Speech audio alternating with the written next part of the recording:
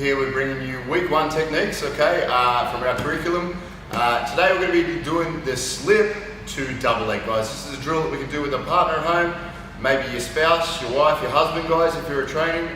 Please try and encourage your husband or kids just to even get involved when you're doing this type of training at home, okay? Great for the family to get involved and just be a family unit, you know, in these tough times, okay? So I hope you enjoy this technique. Let's do this. All right, guys, situation is, okay, attack is coming at us always. We need to be prepared for this. Any moment that I see an attacker come at me in any situation, guys, they look a little bit serious, a little bit angry, guys. I need to get into that stance where I'm ready to deal with this situation. I don't want to wait till it's too late and the opponent's in my face. It may be all done and dusted by then, guys. So I'm going to get myself prepared. They're getting close, they're looking a bit aggressive. I'm going to get my hands up and nice and ready. Then close that fist, guys. It's straight into action. I'm going to get in my ready stance here, guys. So, situations, my opponent's here in front of me, guys. If my opponent moves around to this direction, I'm going to follow him. Managing this distance here, guys. There's two situations. I either want to be all the way at the end of the punch is way where she can't hit me, or we're going to be all the way in. Okay, where her punches aren't as effective, okay? We don't want to be end of the range of that strike. That's where all the power is. That's where it's going to do the most damage. Okay, so here, hands up nice and out. Normally when someone throws a punch, guys, you're going to see some sort of shoulder movement first. So we want to try and anticipate that punch. I don't need to get my head all the way outside. That's just going to unbalance me, guys. We only just need to get just outside of that arm and close that distance, okay? Remember, if we stay in that one spot, we may get caught. So watch it here.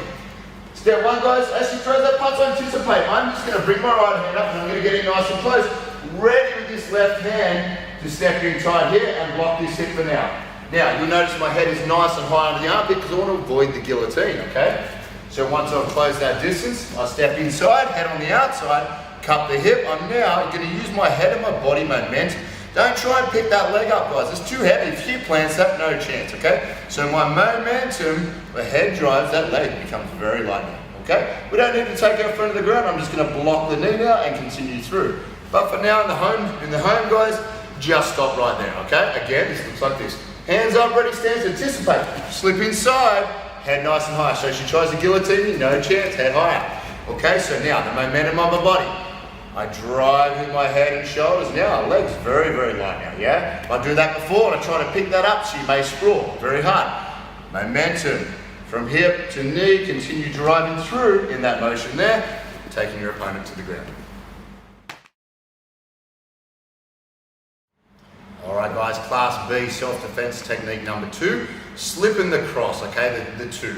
Last time we slipped the 1, we got on the outside, we entered for the double leg. This time we're going to look at entering the single leg off that big right straight, okay? So it's going to look a little bit like this. Please, Coach Jen. All right, guys, show from inside our hands, just like before. We want to make this high cover, okay? We don't have boxing gloves on in the street. We don't have a lot of protection.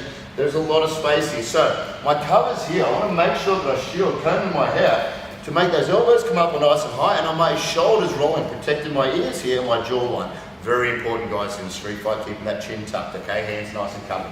So, I see the aggressor coming for me, guys. I've already maintained, I've seen that she's really keen to fight. My hands are going to come up straight away. Now, I see her load up and dip that right shoulder like she really wants to throw it. That's my opportunity. Okay, I want to get on the outside of this. So what I'm going to do, instead of just ducking to the outside, I'm going to shoot in and close that distance, okay? Surprising her. And entering for the single leg that's on offer right here, okay? Watch it here. Okay, now guys, you'll see that. When she threw the punch, we slow this down, I just do a little step, okay? I close that distance by stepping on, nice and close to the shoulder here. Now, that leg's available right here. I'm gonna step in, scoop the leg up, and my head goes straight to the chest. I wanna keep a nice straight back here. I don't wanna bend down, she'll stuff my head in the concrete and kick out. Okay, very important. Scoop the leg. Nice tight pinch here. I can cup the arms here, head's nice and straight on the chest. Now, nice and easy. I'm going to dip my shoulders, dip my butt, and put a lot of pressure until her leg sags here. Watch. Okay, now, when her leg sags, little tiny circles. Watch this on the spot. Boom.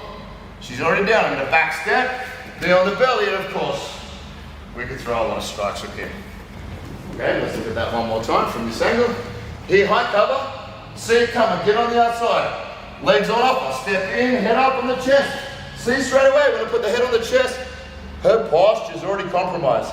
Here, up there. I don't want the head on the outside, she may choke. Dead.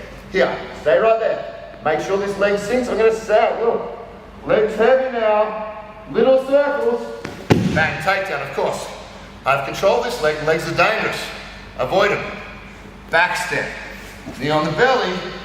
Hopefully some strikes and force our opponent into showing the back when we can get to a more positive and dominant position. Okay, so we may not have a partner at home, and it is a bit hard to obviously show a guard pull without our opponent at home. So we'll just go straight into the sweep, okay? This is a sweep. One of the most basic sweeps, okay? One of the first sweeps I learned in Jiu-Jitsu. Still very effective to this day. Hopefully I can give you those little details that I had problems with early on in my Jiu-Jitsu. These little details hopefully help your game, okay? Hope you enjoy. All right, so guys, standard guys, I want to have a deep collar grip. There's no point in me having a loose collar grip. That's never going to allow me to threaten for the choke, okay? So I go up here nice and deep. I want to bring that forearm, making my stage fingers, okay? Remember, stage your fingers. Stage 1, half grip. Stage 2, then I engage with the thumb, okay? Before you do that, if you don't do that, guys, you can have major problems. Now, bringing that forearm down onto the bone here and across that quad, you can already see this is starting to take effect. Now, there's going to be a couple of things my opponent. If I have a sleeve grip here, they may try and relieve the pressure here, which is a great opportunity for me to go for the scissor sweep. So if she has that grip here, I'll make that grip, I'll keep my pocket grip. I'm going to open that guard, do a little bit of a hip escape here, and bring that knee nice and high up into that sternum. Now guys, this is a really good trick for getting your opponent to take a deep breath and just want to relieve that pressure. So I'm going to come up on my elbow, and as I do, I'm going to drive my hip forward into their sternum. You'll see my opponent's face change immediately, yeah? A lot of pressure there. Locking this outside knee, I'm going to look over my shoulder, and now the scissor kick comes nice and high under the armpit. Kick them over, come to the mount.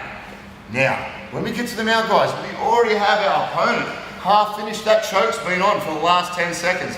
Okay, I use that. I keep that elbow nice and tight on the sternum there. I'm going to sweep that floor nice and high, dragging that elbow up across the jawline here.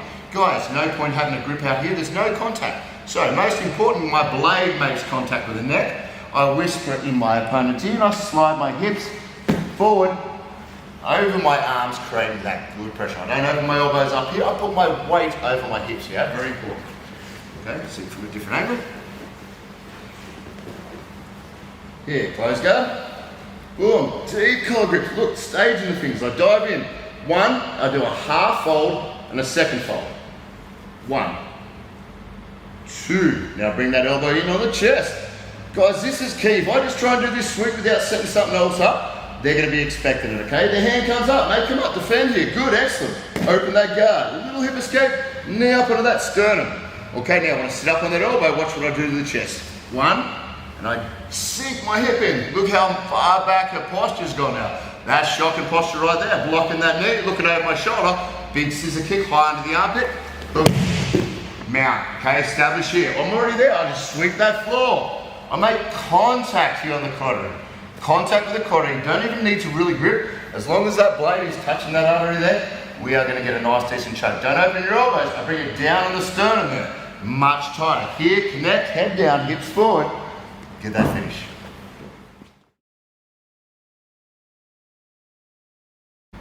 Alright guys, Class B, Technique 2. The cross collar choke. By far the most basic choke in Jiu-Jitsu, but probably the most commonly either mistaught or got wrong, guys. I don't know what it was for me for a long time. I could not make the cross collar choke work. And over the years I've developed some things that have really helped me and developed my way of teaching and understanding for people to learn the choke a little bit better, okay? Like I said, it's taken me a long time to get it right, but my success rate has definitely gone from around the 40% up into the 80s and 90s by doing a lot of little different subtle things, okay? Now, the first most common thing I see when anyone does a cross collar choke is their grip, guys. Every time I see somebody get the grip, it's either too loose, or when they finally do make that grip, there's a lot of bend and they'll complain about a sore wrist or, oh, I can't get the choke, I can't get the pressure. Now, guys, we've got to remember the carotids are very vulnerable. We do not need a lot of pressure to cut the blood to the brain, okay, or the oxygen off to the brain. So when we get those grips, they are like anchor points for us, okay? If I use that anchor point correctly and apply the pressure in the right way, we don't need a lot to choke the person, okay? You shouldn't be gritting your teeth, you shouldn't be squeezing hard. The choke should be 90% on before our second hand goes in, okay? I'm gonna say 85 to 90% of the choke becomes in that first grip for me now. Now, the most common thing, like I said, is a person that will get their hand in the collar And then the most common thing you see is the wrist bent around like this, and they're trying to do a choke and open their elbows, okay? Very, very common.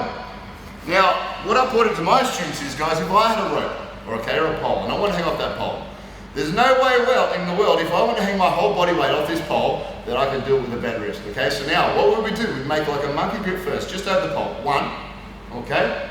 Now, I engage the thumb, and that gives me my second grip. Now, before I use that second grip, my wrist is very loose. Now, the moment I engage that thumb, it becomes a lot stiffer, okay? And that's what we're looking for. The collar's no different.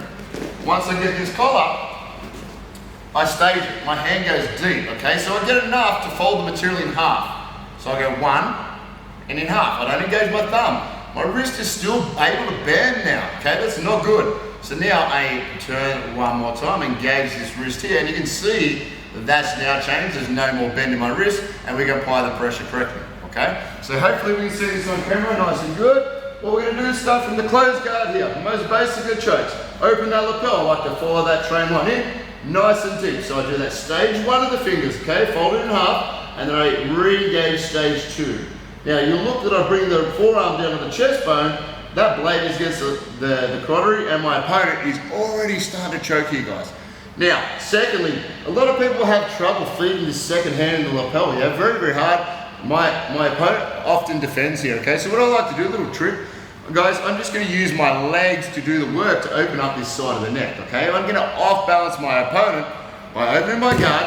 I'm gonna use my inner thigh to off balance. So I'm gonna slide it up her rib line, and I'm gonna cut an angle like I would if I was going for an armbar. So I go here, open, and I cut that little hip escape, cut that angle. Now you can expose the neck here, it's very easy. Remember, I don't want to make a grip here, look how much space there is between the neck. So I make that connection with the blade.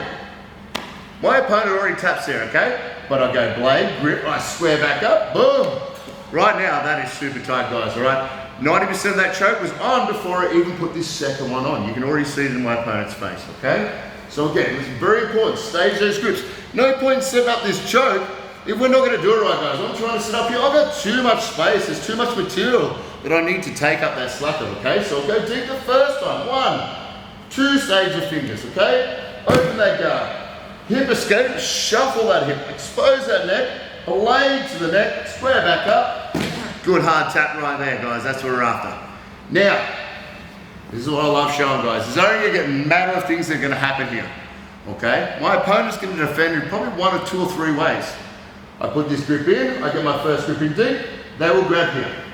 As we've seen before in the first technique from the week, open that guard, shift the hips, sit up, remember, scissor sweep, excellent, good.